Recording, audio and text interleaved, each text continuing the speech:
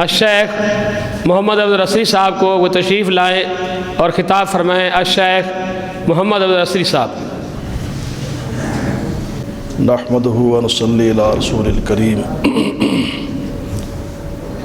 اعوذ باللہ من الشیطان الرجیم، بسم اللہ الرحمن الرحیم۔ ربنا اغفر لنا ولاخواننا الذین سبقونا بالایمان ولا تجعل فی قلوبنا غلا للذین آمنوا ربنا انک رؤوف رحیم۔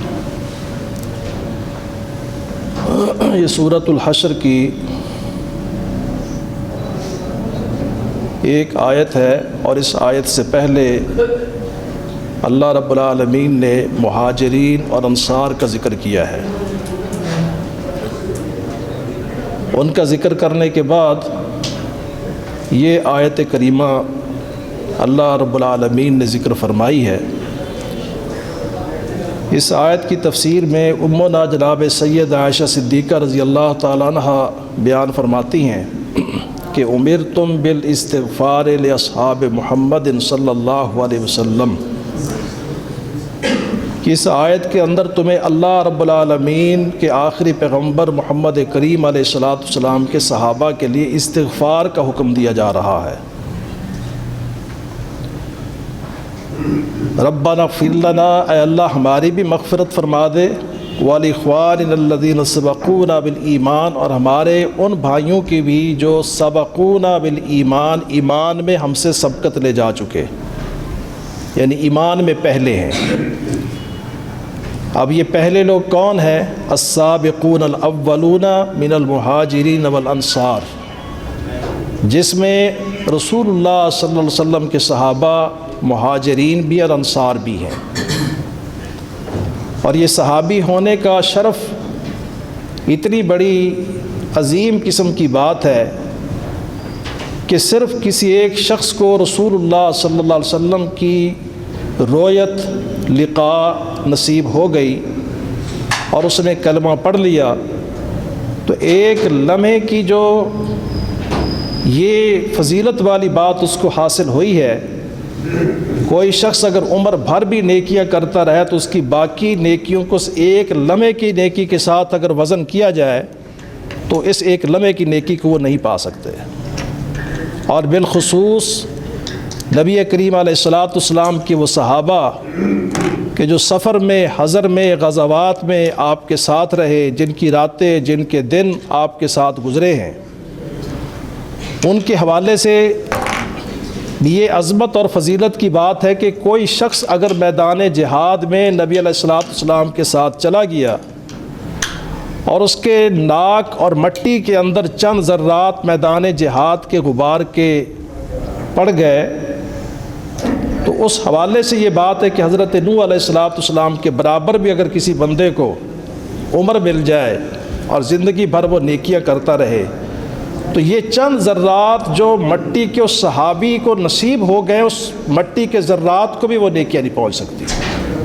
بخاری کی حدیث ہے، اکرم اصحابی لو ان احدکم انفق مثل جبل احد ذهبا ما بلغ مد احد ولا نصیفا، کہ نبی علیہ السلام کے صحابہ کا ایک مد یا ایک مد کا نصف آٹا، جو کوئی بھی چیز جو انہوں نے خرچ کر دی، ایک پلڑے میں رکھ دو اور دوسری سائڈ کے اوپر احد پہاڑ کے برابر تم سونا لے کر آ جاؤ، تو فرمایا کہ تم اس مقام کو نہیں پہنچ سکتے جو اس ایک مد اور آدھے مد کا مقام ہے۔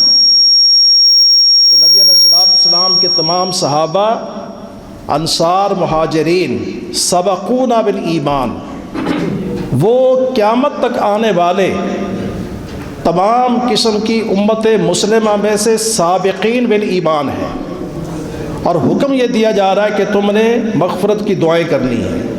حضرت ام عائشہ رضی اللہ عنہ بیان فرماتی کہ امرتم بالاستغفار لاصحاب محمد صلی اللہ علیہ وسلم فسببتموہ، تمہیں تو حکم یہ تھا کہ تم ان کے لیے مغفرت کی دعائیں کرو، تم نے برا بھلا کہنا شروع کر دیا۔ اور آگے کیا فرماتی ہیں؟ سمعت النبی صلی اللہ علیہ وسلم یقول लन तहलिक हादिहिल उम्मह हत्ता यलअन आखिरुहा अव्वलहा। फरमाती हैं कि नबी अलैहिस्सलाम ने फरमाया कि ये उम्मत उस वक्त तक हलाक नहीं होगी, मरेगी नहीं, जब तक के बाद में आने वाले लोग अव्वलीन को गालियां देना न शुरू कर दें। तो किसी मुल्क की बका, किसी कौम की बका, किसी फ़र्द की या अफराद की बका और उनकी सालिबियत इसी के अंदर है कि वो सहाबा किराम की तरह अपने ईमान को बनाएं और उनके लिए मग़फ़िरत की दुआएं करें। और अगर ये सब व शतम का सिलसिला शुरू हो जाता है तो रसूलुल्लाह सल्लल्लाहु अलैहि वसल्लम अस्सादिक़ुल मस्दूक़ ने फरमाया कि लन तहलिक हाज़िल उम्मा हत्ता यलअना आखिरुहा अव्वलहा। बाद वाले लोग जब पहलू को गालियां देंगे तो हलाक हो जाएंगे। कामयाबी का इन्हिसार ईमान पर है। व अंतुमुल आलौना इन कुंतुम मुमिनीन। आप सूरतुल बुरूज की रोशनी के अंदर उस एक छोटे से बच्चे का ईमान देखें कि जिसको पहाड़ की चोटी के ऊपर ले जाया गया, लेकिन ले जाने वाले हलाक हो गए। वो अकेला बच्चा ईमान की बदौलत वापस घर पलटता है, बल्कि बादशाह के दरबार में जाके चैलेंज करता है कि तुम मुझे नहीं मार सकता। कश्ती में सवार करके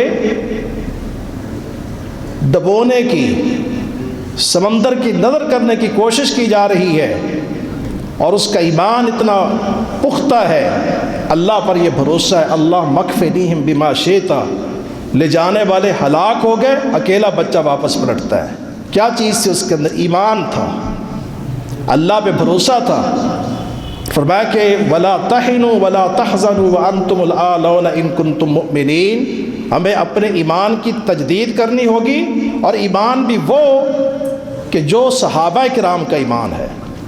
फ़इन आमनु बिमिस्लि मा आमनतुम बि फ़क़द इह्तदौ आमिनु कमा आमनन नास। तो मेरे भाइयों, हमें ये चीज़ ज़हनों के अंदर बिठा लेनी चाहिए कि बुग़्ज़ सहाबा, सब्बे सहाबा, उनको बुरा भला कहना अपने ईमान से हाथ धोने के साथ साथ इंसान हलाकत की तरफ जाएगा। न उसकी मईशत कायम रहेगी, न मुल्क की सालमियत कायम रहेगी। अल्लाह रब्बुल आलमीन हमें तमाम सहाबा से मोहब्बत करने की तौफ़ीक नसीब फरमाए, और अल्लाह रब्बुल आलमीन हमें सहाबा किराम रिज़वानुल्लाह ताला अजमईन के नक्शे कदम पर चलने की तौफ़ीक नसीब फरमाए। जो उलमा तशरीफ़ ला चुके हैं, अल्लाह रब्बुल आलमीन इनकी आमद को कबूल व मंजूर फरमाए। सामीन, तलबा, मेहमान, हम सब का शुक्रगुज़ार हैं और सब के लिए दुआ गो हैं। अल्लाह रब्बुल आलमीन हम सब को दीन की सही खिदमत का काम करने की तौफ़ीक नसीब फरमाए।